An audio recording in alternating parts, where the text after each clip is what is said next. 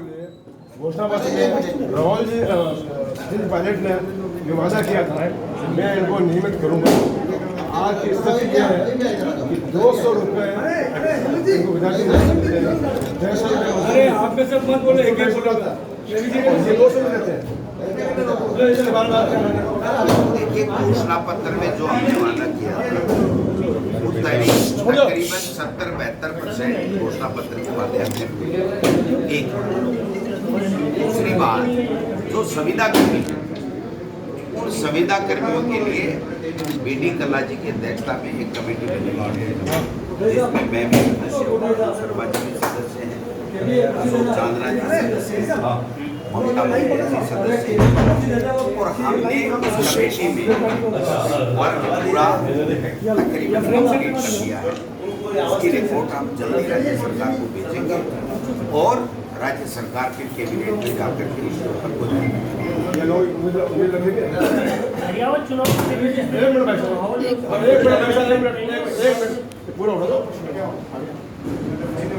क्या उम्मीद क्यों नहीं रखनी चाहिए? आप बताइए उम्मीद क्यों नहीं रखनी चाहिए? सबको उम्मीद रखनी चाहिए, जिस तरह से हर वर्ग को उम्मीद रखनी चाहिए। उम्मीद क्यों नहीं रखनी? आगामी 2.5 वर्षों में हो जाएगी। अब 2 साल बाकी बचे, 2 साल बाकी बचे, उसमें आपका क्या करना? जो मुझे कहना था मैंने कह दिया। दूसरी बात उसका कोई अर्थ नहीं होता। एक मुद्दे की बात एक बार होती है, बार बार। कृषि मंडी के लिए घोषणा जो थी अभी तक कृषि मंडी 20 साल हो गए। आप देखिए इससे 6-8 महीने में जितने विकास के काम स्वीकार हुए, शायद 10 साल में विकास के काम स्वीकार, इस 2.5 साल में जितने काम जन कल्याण के हुए वो शायद पिछले 10 साल में नहीं। मुख्यमंत्री चिरंजीवी योजना ऐसी योजना है जो सबको बीमित कर रही है, सबको स्वास्थ्य देती है। 18,000 करोड़ से किसानों के कर्जे माफ हुए जो आज तक कभी इतिहास में नहीं हुए। भारतीय जनता पार्टी 8,000 करोड़ के कर्जे माफ करने की बात की थी, 2,000 करोड़ रुपए चुका पाई थी 50,000 की रेल में। हमने सारे कर्जे माफ किए। तो निश्चित रूप से हमारी सरकार अच्छा काम कर रही है, इसमें कोई दो राय नहीं है। और धारियाबाद में जो विकास की गंगा जो कांग्रेस शासन में बही है वो बीजेपी के शासन में रुक गई थी। और आज आप 5 साल का हमसे हिसाब ले लेना, जो पिछले 5 साल है उससे 4 गुने काम नहीं हो तो मुझे आप बताएं। नगर पालिका घोषणा होगी अभी तो नगर पालिका नहीं हुई, कोर्ट में मामला है। नगर पालिका देखिए जो भी बातें हैं उसको हम लोग हमारे 5 साल के कार्यकाल में पूरा करने की पूरी कोशिश करेंगे। आप चिंता करने की जरूरत नहीं है, हर चीज एक दिन में नहीं होगा। धारियाबाद चुनाव में जिस तरीके से माहौल है, कांग्रेस ने अपने साथियों को एक किया है और बीजेपी जिस तरीके से अभी भी कहीं ना कहीं असमंजस में या फूट वाली स्थिति बीजेपी में बनी हुई है, इसको लेकर क्या कहेंगे? क्या बीजेपी की राजस्थान में जो दुर्गति हो रही है, मैं समझता हूँ कि राजनीति के इतिहास में अब तक इतनी बड़ी दुर्गति नहीं हुई।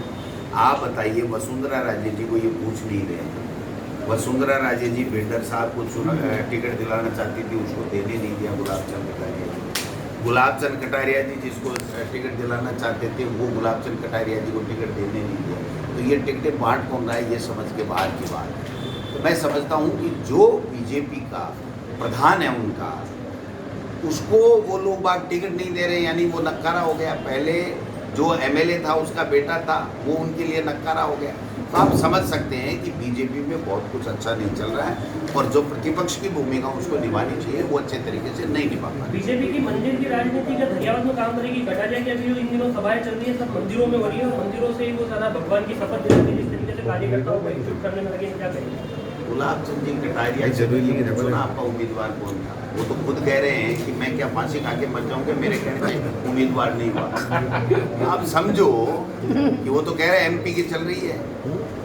तो गुलाबचंद कटारिया प्रतिपक्ष का नेता 7 बार जीता हुआ, उसकी चल नहीं रही है, तो उनके दौरे कितने कारगर साबित होंगे तो आप खुद समझ रहे हैं। धारियाबाद में तो कटारिया की कहीं ना कहीं चली, इसलिए कैसे को टिकट मिला है। कन्हैया पे भी वो कल अपनी सभाओं में भाषण के दौरान भड़कते हुए दिखे। देखिए गौतम जी के बेटे गौतम जी आज जब 100 साल के हो गए, वो चले गए, उनके ऊपर मैं किसी तरह की कोई टिप्पणी नहीं करना चाहता। ये टिकट भी उन्होंने ही दिया था। गौतम जी को किसने टिकट दिया था? यही गुलाबचंद कटारिया थे। आज वो इसलिए भड़क रहे हैं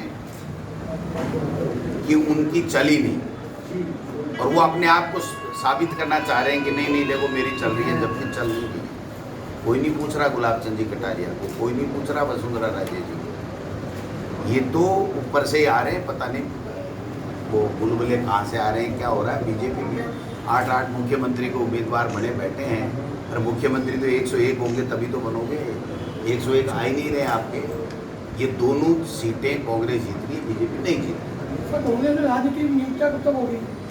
चल रहा है ना प्रक्रिया, आलोचना चलाते हो टीवी पे, अखबारों में, अभी हो रहा है, 2 दिन में हो रहा है, 5 दिन में हो रहा है। तो आप उम्मीद कर सकते हो, आपको ज़्यादा पहले पता लगता है। मंत्रिमंडल का भी इस तरह अब तक नहीं हुआ है। सब चीज़ें चल रही है। जब आला कमान ने कह दिया कि जल्दी करेंगे तो निश्चित रूप से आप मान के चलिए, समस्या पड़ी है। आप निश्चित मान के चलिए जल्दी होगा, क्योंकि हमारे प्रभारी महामंत्री जी ने कहा कि ये सब कार्य जल्दी होंगे। तो आप उनके बयान को पूरा ऑथेंटिक माने। सर आपका नगराज जी, आप पिछले 2.5 वर्ष के कांग्रेस की सरकार में दरियावत विधानसभा क्षेत्र का प्रतिनिधित्व कर रहे थे, और आपने जो मांगा आपसे, नगराज जी ने आपसे जो मांगा, सीएम से जो मांगा वो दिया। अगर मान लो ये जीत जाते हैं तो क्या आप अगर नहीं जीतेंगे, जीत जाते 100% जीतेंगे, तो मंत्री बनाएंगे क्या? तो मंत्री बनाएंगे क्या? जनता का आशीर्वाद है। मंत्री पद देंगे क्या? जो आदमी जीत करके इस वक्त जाएगा उसकी ताकत को कौन नहीं मानेगा, सब मानेगा। Thank you. सर आपका दौरा कितने दिन का है दरियावत? सर आपका दौरा 2 दिन का दरियावत? हाँ, बीजेपी ने अभी ब्लैक पेपर जारी किया, उसको लेकर के आप इस बात कर लेते हैं खुद का कि किसकी चली वल्लभ नगर में, किसकी चली दारियाबाद में, किसकी चली पिटलिया को नहीं दिलाने में, इसका ब्लैक पेपर जारी किया गया। उन्होंने कुछ किया हो तब वो ब्लैक पेपर वो दो केंद्र सरकार का, कि जिन्होंने कहा था कि कांग्रेस ने 70 साल का हिसाब नहीं दिया, हम 5 साल का देंगे, हम 7 साल का हिसाब पूछ रहे हैं। नोटबंदी की उसका हिसाब पूछ रहे हैं, कहाँ क्या हो गया, आतंकवाद समाप्त हो गया, भ्रष्टाचार खत्म हो गया, 2 करोड़ लोगों को नौकरी मिल गई 1 साल में, 15 करोड़ लोगों को नौकरी मिल गई 7 साल में, किसानों के 3 काले कानून लाए, उसका क्या है, उसका हिसाब दीजिए। महंगाई, पेट्रोल डीजल 50-55 रुपये था, आज 107-8 रुपये हो गया, उसका हिसाब देना है क्या? बीजेपी को नहीं देना चाहिए क्या? जो 70 साल का हिसाब मानते हैं वो 7 साल का नहीं याद रख पाए, क्योंकि उनके पास देने के लिए कुछ है ही नहीं। ऐसे में उनका ब्लैक पेपर ये नोटंकी है। इस नोटंकी को जनता सब जान चुकी है कि मोदी जी ने न तो दिल्ली का काम किया, न 25 में से 25 सांसद कुछ ला पाए, केवल भाषण देते हैं, मेरे भाइयों, मेरे मित्रों, मेरे युवा साथियों, मेरी माताओं, मेरी बहनों। इससे बहुत काम करना पड़ता है। हमारी सरकार ने कोरोना काल में कितना बेहतर काम किया आप देख सकते हैं। किसानों के 18,000 करोड़ के कर्जे माफ किए, आप समझ सकते हैं। मुख्यमंत्री चिरंजीवी योजना लाए, बजट कितना शानदार लाए। इन बीजेपी वालों के पास कुछ कहने को बचा नहीं था बजट के साथ। कृषि का अलग से बजट होगा अब की बार, ये कर सकते थे 70 साल में।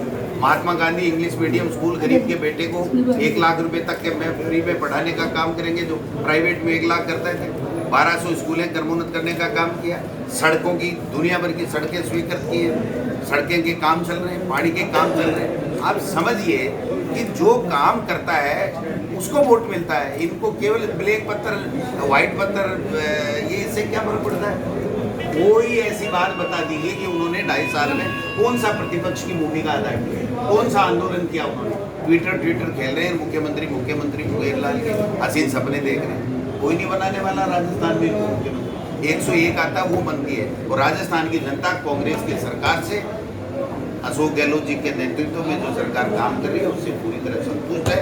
इसलिए निश्चित रूप से आप सबकी भावनाओं और लोगों की आशीर्वाद से 2023 में भी कांग्रेस बढ़ेगी। ये कहाँ से बढ़ेंगे मुख्यमंत्री पता नहीं चला। कभी आशीर्वाद जन यात्रा निकाल रहे हैं, किस बात का आशीर्वाद? 2.5 साल में इन्होंने टूटी गोड़ी का काम किया नहीं। केंद्र में 25 MP होते हुए, 3 मंत्री होते हुए, और अब एक यादव जी बन गए तो दोबारा निकालने लगे यात्रा। किस बात की यात्रा निकाल रहे हैं? किस बात का आशीर्वाद ले रहे हैं? दे रहे हैं आशीर्वाद ले रहे हैं तो किस बात का ले रहे हैं? दे रहे हैं तो क्या दे के दे रहे हैं? जब केंद्र में सरकार है, इतना पैसा है, तो उनको राजस्थान को पैकेज नहीं देना चाहिए पानी के मामले में? राजस्थान को सड़कों के मामले में अलग से दर्जा नहीं देना चाहिए ताकि सड़कें यहाँ पर जरूरी है? तो मैं समझता हूँ कि इनकी कथनी और करनी में फर्क है और सब समझ चुके हैं। आप सब देख लीजिए कि बीजेपी के कार्यकाल में कितना काम हुआ, और अब 2.5 साल के अंदर हमारा शासन था उसमें कितना काम हुआ, कितनी लोकप्रिय योजनाएं आई। और इस 8 महीने का हिसाब देख लीजिए आप। 7 साल बीजेपी में नहीं हुआ उतना, तो इतने अभी 300 करोड़ से ज़्यादा की तो सैंक्शन निकल गई। आप समझ, ये सब चीज़ें आप सब प्रतापगढ़ विधायक रामलाल जी के नेतृत्व में गलोर प्रधान, प्रतापगढ़ सभापति से कई पार्षद कांग्रेस में आए हैं, बीजेपी छोड़। देखिए, राजस्थान में बीजेपी का कोई भविष्य नहीं, इसलिए ये तो अच्छी बात है कि उन्होंने समय रहते समझ लिया और एमएलए साहब के साथ और सरकार के साथ आगे तो विकास के काम कराएंगे। सर यहाँ से लातूर भाई गया, उसके बाद क्या प्रोग्राम है आपका? वो मीटिंग है ना।